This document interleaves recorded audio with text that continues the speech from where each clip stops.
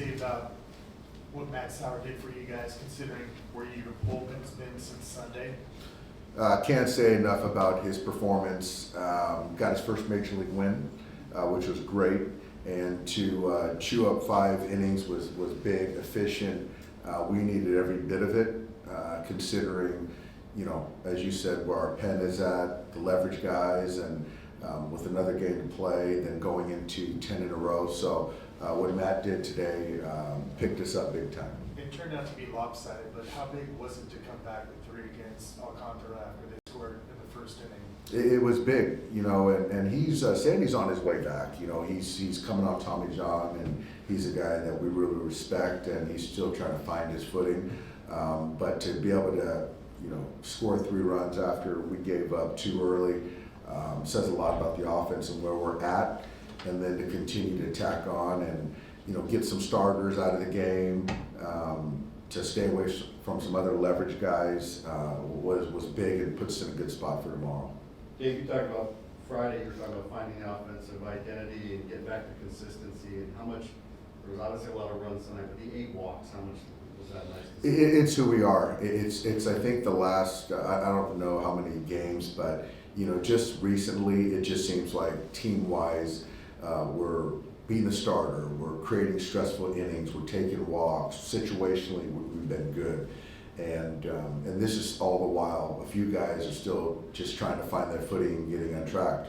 And so this is what we potentially can do.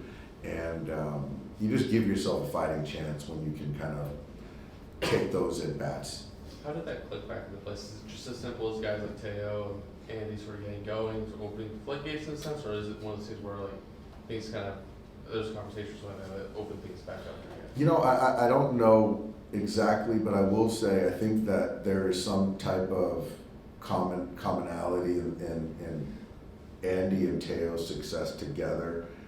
They certainly have a big brother, little brother relationship, and Teo obviously has established himself as an all-star and has been a mentor to Andy, and so for Andy to perform, there is a little something of, I'm still the big brother, and I still, I'm still the guy. And I don't know if it's obviously friendly, but I do think that those guys are continuing to push each other, which is fun to watch. Does the lineup feel just that much longer now that everything kind of is clicking? Compared with when the bottom 3 were kind of scuffling? It does, and it's one of those things where you're trying to, and I'm trying to weigh sometimes, the value of having the guys at the top be your best hitters, your hottest hitters, to having guys at the bottom bleed into the guys at the top. So there's kind of I'm still trying to think through it and playing with sort of, 6 through 9 and trying to figure out what makes sense, because, there are guys that have to hit 9th, 4th for us, or 8th, and they wouldn't for any other ball club. But it's kind of my thought and how to sort of, bleed into the top of the order too. So it's not an exact science, and you can see I'm kind of toying with it, each week, sort of. How much of a tone setter is that when Shohei just destroys basically the first pitch of the game? It's a big tone setter. I think we feed off of Shohei. It's certainly at the top of the order, and for him to make it a 1-run ball game after the first pitch that their starter throws certainly gets some life into our offense, and we just took it from there. But yeah, when he's going, you can see our offense sort of follows suit. It was also that home run is also the first one as a father. Yeah, that's it was good. I didn't realize that. That's right. So I'm shooting to hit a lot more as a father, but yeah, I mean, he's been swinging the bat well, so he was going to hit another homer here. Was this more of a step in the right direction for McGee tonight? Just how the last couple of weeks have done.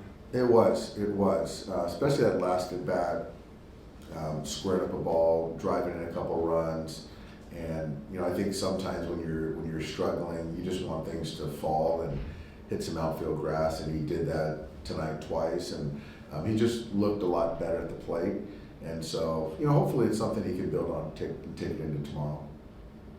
Do you have some PFP plan for Kike? Yeah, he's the one who gets on our pitchers when they don't come to first base. So there was some banter, some ribbing going on from those pitchers to Kike tonight.